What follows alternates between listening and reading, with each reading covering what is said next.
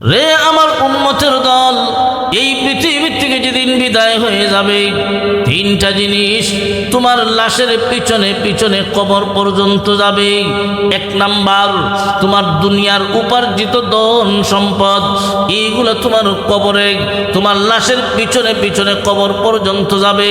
দুই নাম্বার, তোমার দুনিয়ার যত আত্মীয় স্বজন আছে, এরাও লাশের পিছনে পিছনে কবর পর্যন্ত যাবে।